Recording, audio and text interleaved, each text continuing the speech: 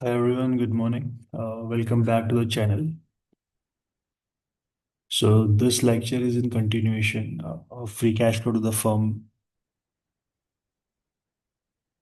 So previously we have discussed about free cash flow to the firm, how it's calculated from EBIT, how it's calculated from net income, and how it's calculated from revenue. So the formulas are almost somewhat around similar, but they actually have these three components which are common. We add back the depreciation, we subtract the capital expenditure, and we subtract the changes in net working capital. Here, we start from EBIT, we multiply it with 1 minus tax rate. Here, we start with net income, we add back interest expense, and we multiply it with 1 minus tax rate. And in the third part, we start from revenue, we subtract operating cost, we subtract depreciation and amortization. Then we multiply everything with 1 minus tax rate. And then we again add back depreciation, the first thing. So this method explicitly shows how sales are transformed into free cash flow.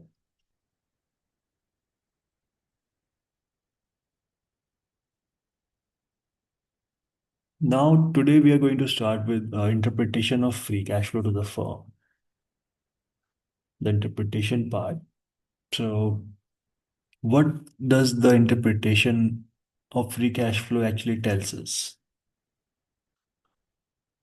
A positive free cash flow to the firm means that the firm is generating sufficient cash from its operations after meeting all operating expenses. In practical terms, this means that the firm has financial flexibility. It can repay debt, pay interest comfortably, distribute dividends, or reinvest in growth projects. Let me give you a simple and real life example. Uh, Consider a mature company like a large cement manufacturer or a consumer goods company. These firms actually have stable sales, controlled expenses, and moderate capital expenditure. And as a result, they usually generate positive free cash flow. The cement company and consumer goods company.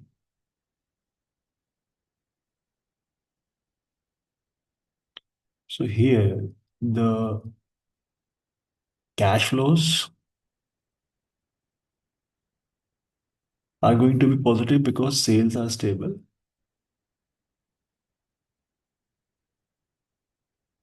and expenses are controlled.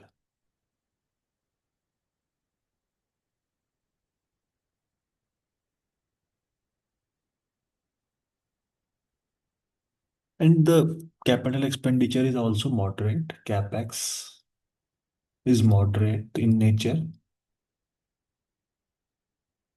And as a result, they usually generate positive free cash flow. So they are going to generate positive free cash flow to the firm, allowing them to pay regular dividends while still expanding slowly. Now, let's talk about negative free cash flow to the firm. A negative free cash flow does not automatically means the firm is in trouble. Negative free cash flow may occur due to heavy investment in fixed capitals, heavy investment in expansion projects, infrastructure development, and this is very common in growing firms. So positive free cash flow, negative free cash flow.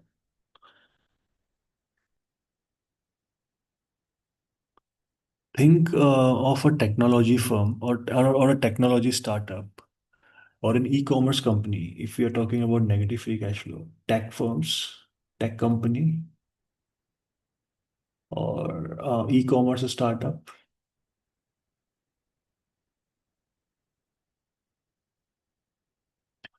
So these firms spend heavily on technology, warehouses,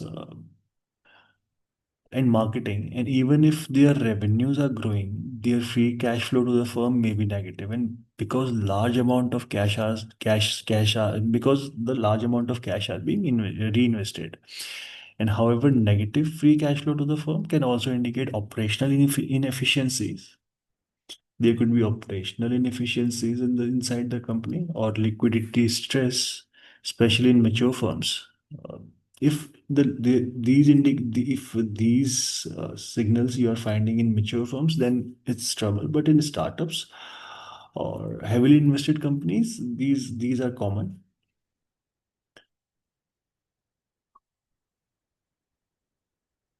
So therefore, free cash flow must always be evaluated in context, considering the firm's industry, life cycle stage, and strategy. So always remember when you are talking about free cash flow,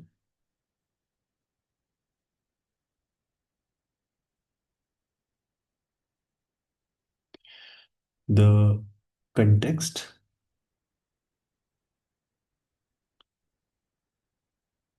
in the firm's industry and life cycle stages and strategy.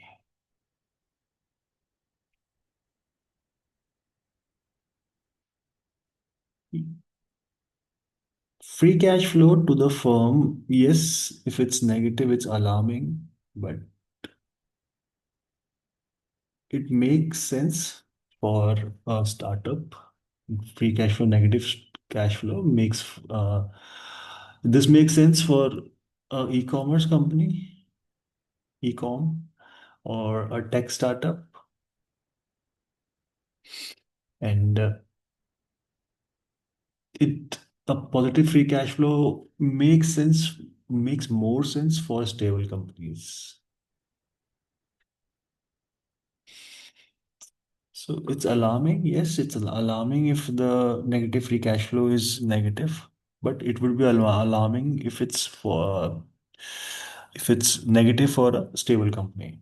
So this means that there are operational inefficiencies and liquidity stress. And for so that's why you actually have to focus on the context, the firm's industry, life cycle stages, and the strategy of the company of your interest. I hope you have this actually is clear to you guys. And okay, let's move to the next part, the free cash flow firm in the use of free cash flow in firm's valuation. So okay, so free cash flow is a foundation of DCF. So it's a foundation of DCF, discounted cash flow. It's actually let me just use a different color. Okay. So it's the foundation of DCF, free cash flow. DCF valuation, which is one of the most widely used valuation method in finance. And in DCF valuation, we follow three main steps. What we do is we forecast the future years free cash flow to the firm. We estimate the terminal value of the firm. Terminal value of the firm. We discount all the future free cash flows using weighted average cost of capital. And let me just uh, tell you how does a DCF works. So it's lesser confusing because okay. So free cash flow to the firm for future years. So I will be forecasting. I'm saying that based on my WACC rate, weighted average cost of capital, I am forecasting the free cash flow to the firm for year one, year two, year three, year four, and after that, I am saying the company is going to grow at a constant rate. At a constant rate, at a constant rate.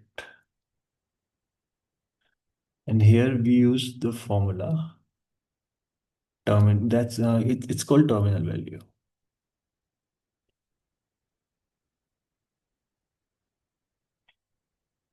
And this is going to be forever.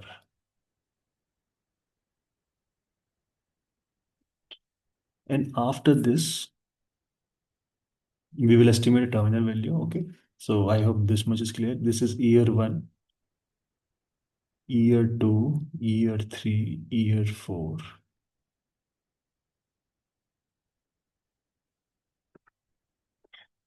After that, I'm going to discount them back to the present.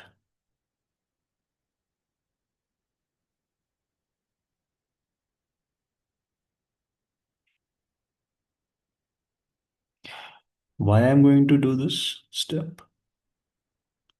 Because I am valuing today, because I am here and I am valuing today.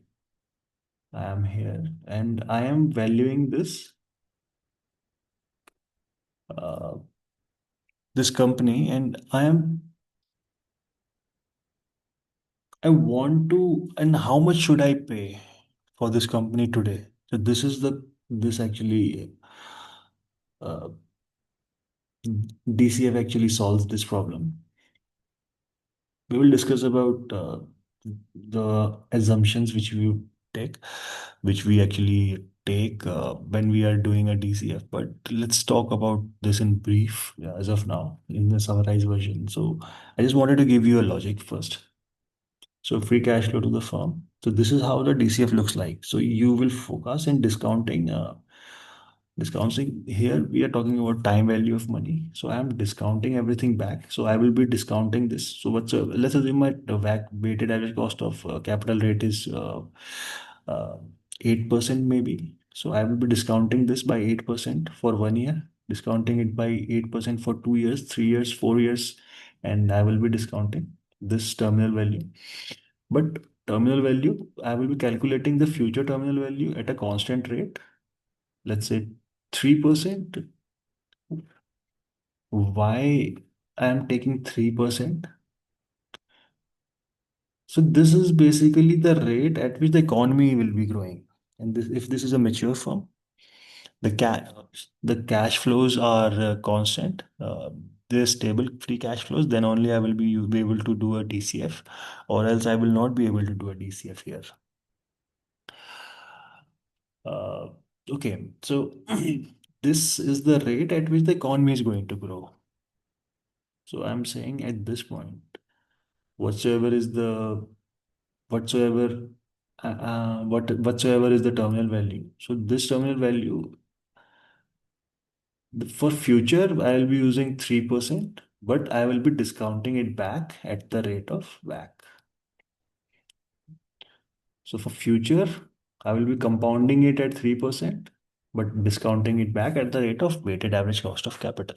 So this is actually what a DCF looks like, and this actually is the formula for enterprise value also.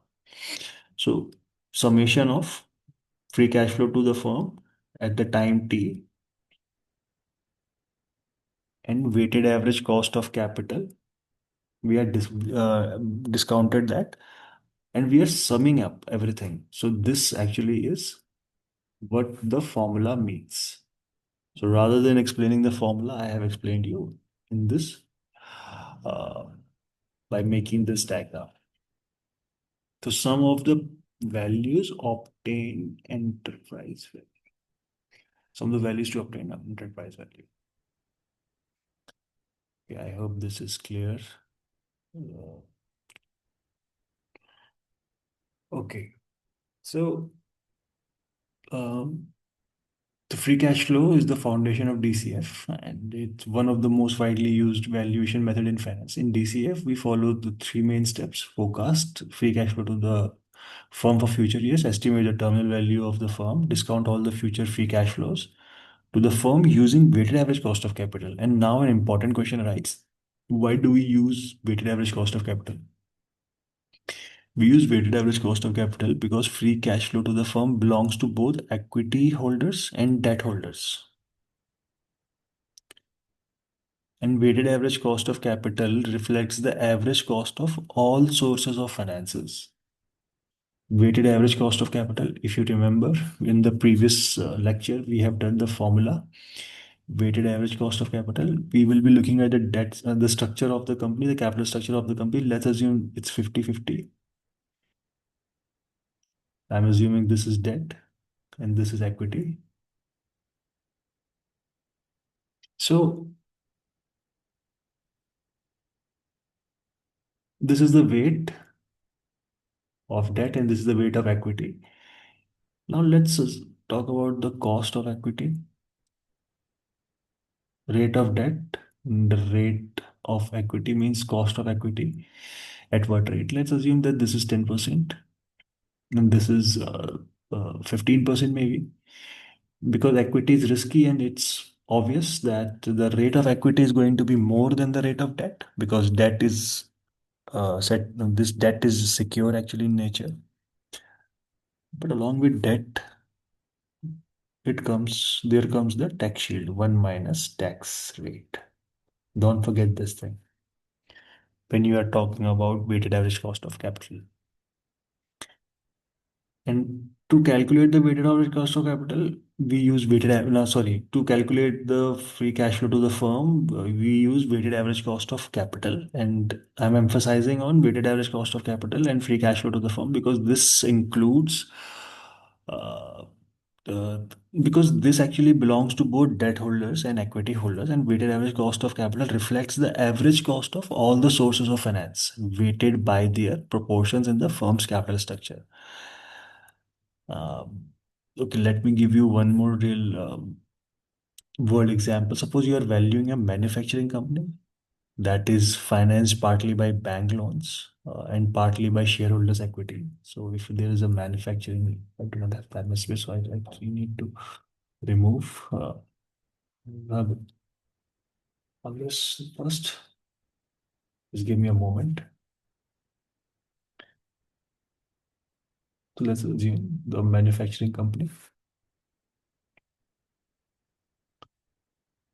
Manufacturing company. So this is a manufacturing company.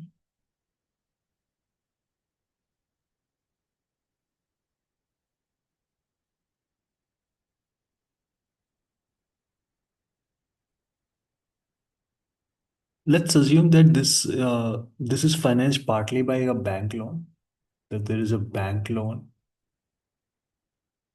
and a bank loan looks like this dollars.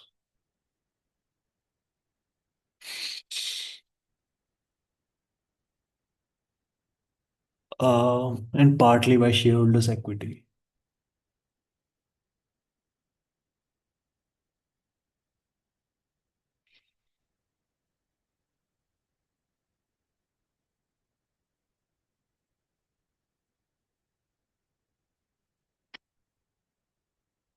So since free cash flow to the firm is available to both lenders and owners, we must discount it at a rate that reflects the cost for both. And this is why we use weighted average cost of capital. So weighted average cost of capital actually reflects a rate which is uh, it actually reflects a cost which is cost for both actually. And that's why weighted average cost of capital. And free cash flow to the firm and weighted average cost of capital always go together in firm valuation. So if you are using free cash flow to the firm, you will always use weighted average cost of capital.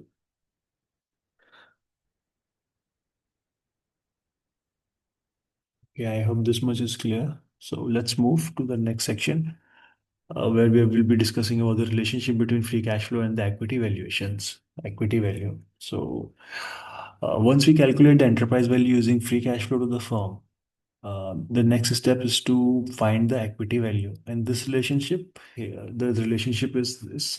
Here is the relationship. Enterprise value from the enterprise value, which we have calculated previously. And if you remember, we did a diagram to calculate the how we calculate the enterprise value. That's enterprise value. So after that, we find the equity value, and from the equity value, what we do is how to find the equity value. We use the enterprise value, we subtract the market value of debt and the cash and cash equivalent. And let me explain this logically. So enterprise value represent the total value of the firm's operation. This actually represent the total value of the firm's operation, enterprise value. Because enterprise value is focused on free cash flow, basically, and free cash flow, you can only generate free cash flow if you have a stable cash flows. So then only you will be able to uh, do a DCF. So you will be only able to calculate the enterprise value if the firm has stable cash flows. Remember this.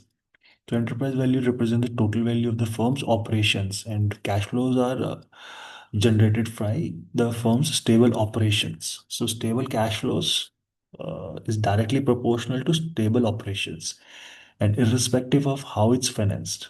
So, however, equity holders are only entitled to the value left after the debt obligation and the settlements. If we are calculating the equity value, so equity holders will only be they are second in line. The obligations are settled of debt holders, and so that's the main logic. So equity holders are only entitled to the value left after debt obligations are settled. And so we subtract the market value of the debt because it belongs to the lenders of the company. And we add back cash and cash equivalent because cash is already available to equity holders. Uh, so this, I hope this actually is clear to you why we are, why and how do we calculate the equity value. So uh, this is the main logic because why we subtracted market value of debt because the debt, the obligations, the claim, the obligations of debt holders are settled first, and whatsoever is left that goes to the equity holders.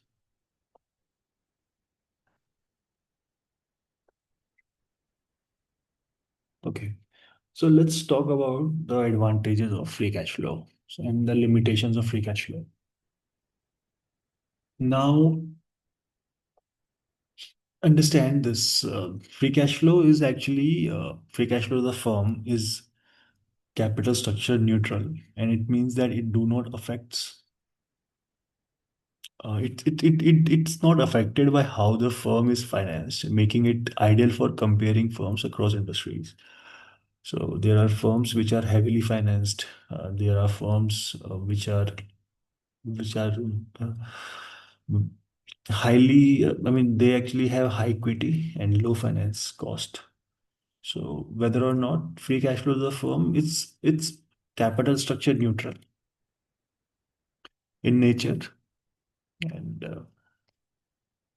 this makes it ideal for comparing firms across industries. Second thing is that free cash flow to the firm is suitable for highly leveraged firms also. Even if a firm has high debt and negative equity cash flows, so free cash flow to the firm will still be positive here. Third is that free cash flow is useful when free cash flow to the equity is negative. Free cash flow to the firm is useful when free cash flow to the equity is negative. In such cases, equity-based valuation becomes difficult, but firms valuation using free cash flow to the firms remains possible. And we will discuss about these kind of companies in our future lectures. So this is actually important. Just remember this thing: when free cash flow to the equity is negative, free cash flow to the firm actually helps us a lot.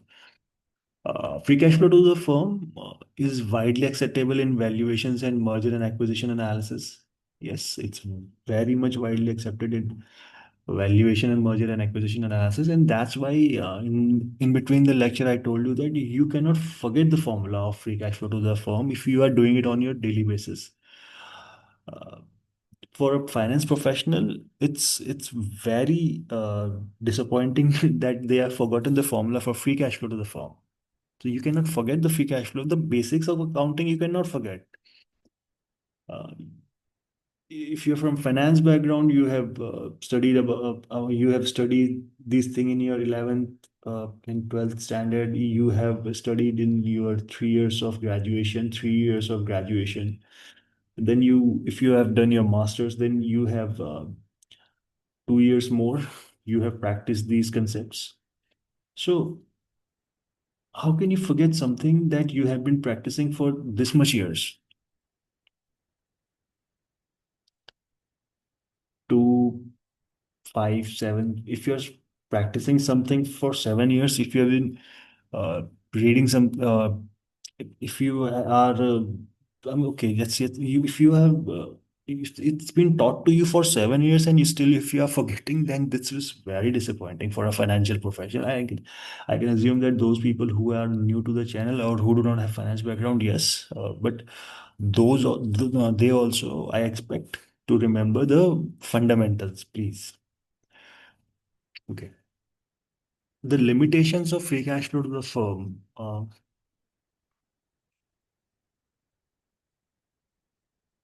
The limitations of free cash flow to the firm is that let's talk about the limitations.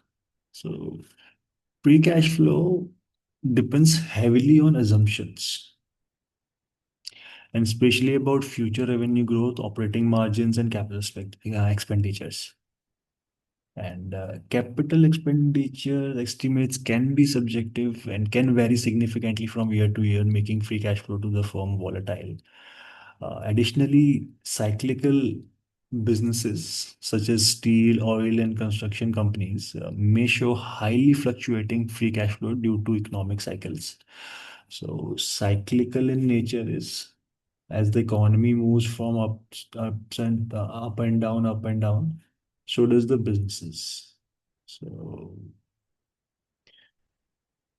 here the economy is at boom. Here the economy is at recession. Here the economy is at boom. The economy is at recession. Boom, recession, boom, recession.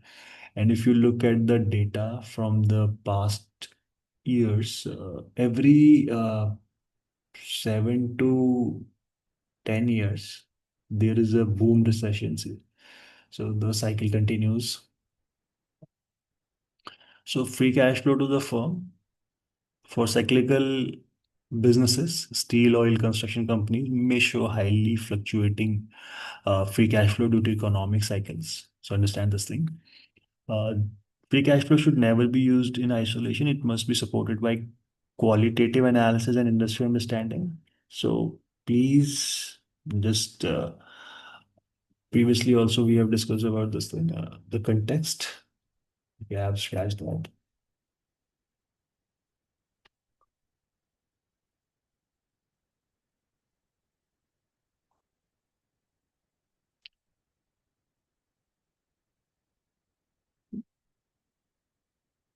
So this was pretty much it. And qualitative analysis.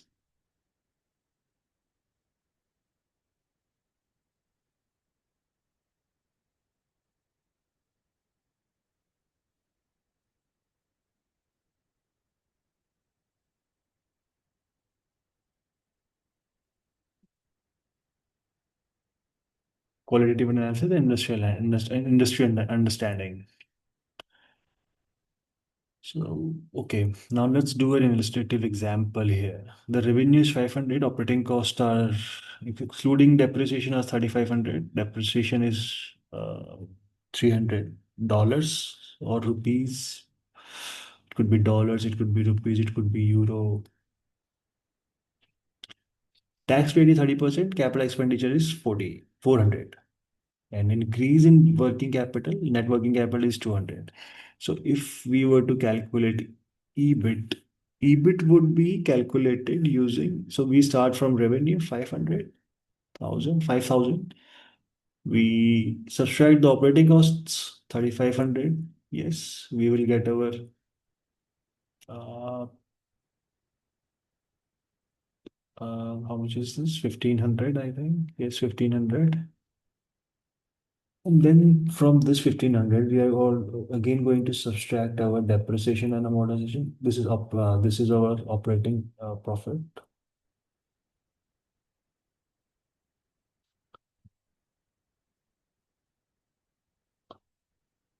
So these are relatively simpler numbers. So I'm subtracting 300. This is going to give me 1200. So this 1200, I'm going to multiply it with the tax rate, which is 30% means I'm going to multiply it with 7. And then again, I'm going to add back my depreciation here also. The depreciation will be 300. I'm going to add back my depreciation. I'm going to subtract my capital expenditure of 400. And I'm going to again subtract my capital changes in working capital, which are positive in nature. So positive increase in net working capital. Don't get confused here. Increase in net working capital means that there was a cash outflow. So we have used cash. So this is representing a cash outflow.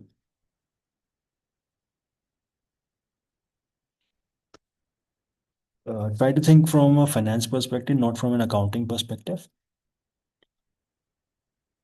So this will give us a value of 540, and this indicates 540 is available to both debt holders and equity holders because we were calculating free cash flow to the firm. Okay, to the conclusion here, after everything which we have discussed in the two lectures, two episodes. So the conclusion to conclude, I would say that free cash flow to the firm measures the true cash generating power of a business. It focuses on operating performance rather than accounting profits. And also, free cash flow to the firm plays a central role in valuation, investment analysis, and strategic decision making, and corporate finance decision makings. Understanding free cash flows to the firm allows managers, investors, and analysts to assess whether a firm is truly creating value over a long term.